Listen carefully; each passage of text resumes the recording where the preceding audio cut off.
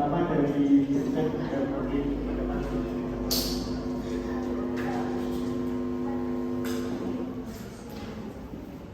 Teori agensi yang didasarkan pada hubungan kontraktual antara principal dan pemilik. Lalu yang kedua ada Palmer dan Johnson.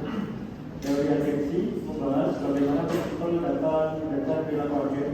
Lalu yang ketiga ada pendapat dari Edward, yaitu teori agensi adalah perspektif yang berguna untuk memahami dan desain hubungan antara principal dan pemilik. Jadi dari ketiga teori yang berhubungan ini dapat dari yang merah, yaitu teori agensi adalah fokus pada hubungan kontraktual antara principal dan agen, adanya potensi konflik kepentingan dan pentingnya desain sistem insentif serta model untuk menjalankan principal dan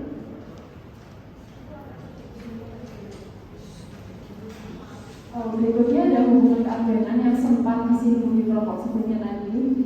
Menurut beberapa para ahli, ada 3 hubungan keagenan. Yang pertama ada hubungan antara manajemen dan pemilik atau pemegang saham. Manajemen dengan kepemilikan saham lebih sedikit cenderung melakukan laba lebih tinggi atau kurang konservatif. Hal ini dilakukan karena pemegang saham menginginkan dividen dan capital gain, sedangkan manajer ingin penilaian kinerjanya bagus untuk mendapatkan bonus.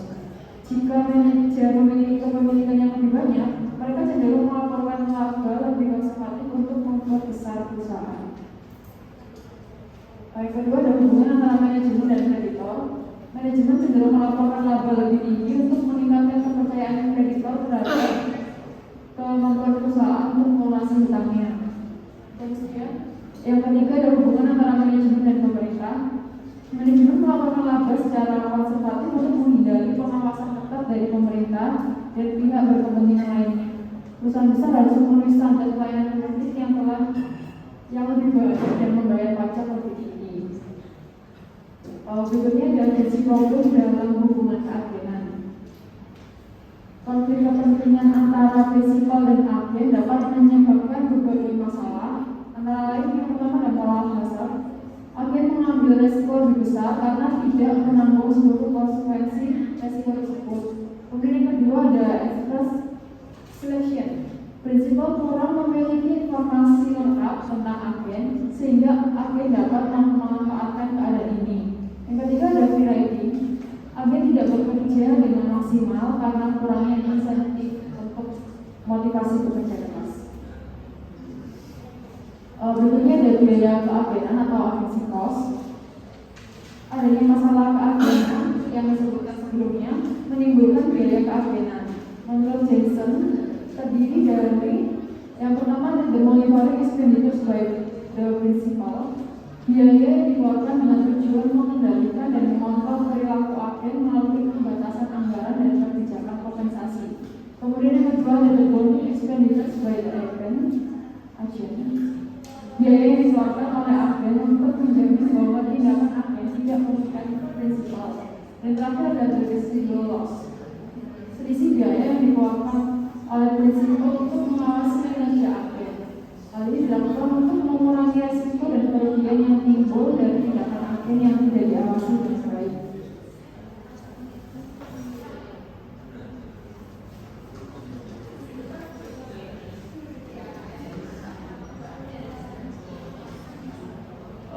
Berikutnya ini adalah contoh penerapan teori agensi dalam manajemen keuangan. Berikut ini adalah beberapa contoh penerapan teori agensi dalam manajemen keuangan. Yang pertama adalah kebijakan dividen. Prinsipal dapat menetapkan kebijakan dividen yang tepat untuk menyelaraskan kepentingan prinsipal dan agen. Lalu yang kedua adalah kebijakan kompensasi, yaitu prinsipal dapat memberikan kompensasi yang tepat kepada agen untuk mendorong agen bekerja dengan optimal. Lalu yang ketiga yakni ada kebijakan investasi, di mana prinsipal dapat menerapkan kebijakan investasi yang tepat untuk mengurangi risiko yang diambil oleh agen. Lalu teori agensi adalah kerangka yang menggunakan untuk menganalisis hubungan antara pemilik modal, prinsipal dan manajer atau agen untuk mengelola modal tersebut.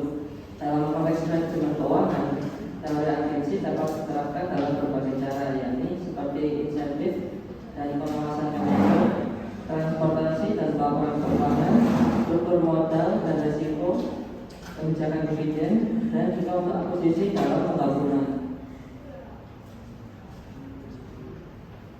Berikut ini adalah pengertian tentang teori sinyal. Teori sinyal pertama kali diperkenalkan oleh Spence di dalam penelitiannya yang berjudul Geomarket Signaling. Dia mengusulkan bahwa isyarat atau sinyal memberikan suatu sinyal. Pihak pengirim atau pengirim informasi berusaha memberikan potongan informasi yang relevan dan dapat dimanfaatkan oleh pihak penerima. Pihak penerima kemudian akan menyesuaikan perilakunya sesuai dengan pemahamannya terhadap sinyal tersebut. Berikut ini adalah definisi teori sinyal menurut akal ahli. Yang pertama ada dari Miller.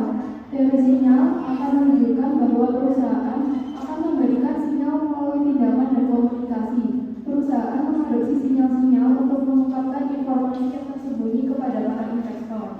Selanjutnya, menurut para ahli Graham dan Gibson, teori sinyal menjelaskan tentang bagaimana para investor memiliki informasi yang sama tentang prospek perusahaan sebagai manajer perusahaan, sehingga dapat disimpulkan bahwa teori sinyal merupakan informasi laporan keuangan yang dipublikasikan sebagai suatu pengumuman yang memberikan sinyal bagi investor dalam pengambilan keputusan investasi, serta para investor memiliki informasi yang sama tentang prospek return masa depan perusahaan sebagai manajer perusahaan.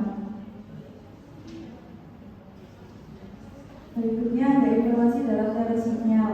Yang pertama itu ada kualitas informasi keuangan. Informasi ini harus akurat, relevan, dapat diandalkan dan diberikan secara tepat waktu untuk membantu pengambilan keputusan yang baik. Lalu yang kedua yaitu transparansi. Laporan keuangan harus transparan dan jelas sehingga pemangku kepentingan dapat memahami dengan baik kondisi keuangan dan kinerja perusahaan. Yang ketiga itu sifat sinyal. Informasi yang disediakan oleh laporan keuangan harus berfungsi sebagai sinyal yang dapat mengarahkan tindakan dan keputusan ekonomi yang tepat. Lalu penerimaan informasi. Pemangku kepentingan seperti investor, kreditor, dan pihak lain harus menerima informasi dengan kepercayaan bahwa informasi tersebut adalah representasi yang benar tentang kondisi dan kinerja perusahaan. Dan yang terakhir yaitu sinyal, yaitu informasi yang diberikan oleh laporan keuangan harus dapat mempengaruhi keputusan ekonomi dan memperbaiki alokasi sumber daya di masyarakat.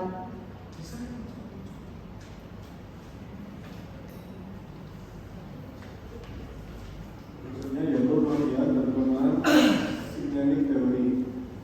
Kelebihan dari signaling teori yaitu kemampuan menjelaskan proses terjadi peningkatan harga saham sebagai tanggapan terhadap peningkatan financial average. Kelemahan signaling teori yaitu yang pertama tidak membuat dalam menjelaskan hubungan kebalikan antara profitabilitas dan average. Yang kedua, tidak dapat menjelaskan mengapa perusahaan yang memiliki potensi pertumbuhan bernilai tinggi harus menggunakan lebih banyak utang daripada perusahaan manajer yang tidak menggunakan utang.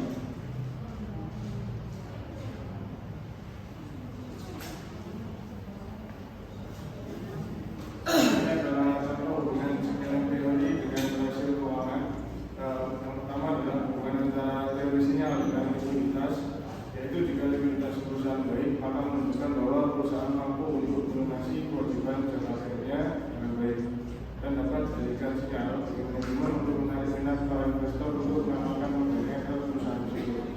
Yang kedua adalah solvabilitas atau leverage. Dalam teori sinyal menyatakan bahwa semakin tinggi tingkat utang pada perusahaan, risiko yang ditanggung oleh perusahaan juga sangat besar, sehingga dapat menjadi sinyal buruk bagi investor untuk berinvestasi karena profitabilitas perusahaan menurun. Sebaliknya, hal tersebut menunjukkan kemampuan perusahaan baik dan akan membangun kepercayaan investor terhadap perusahaan.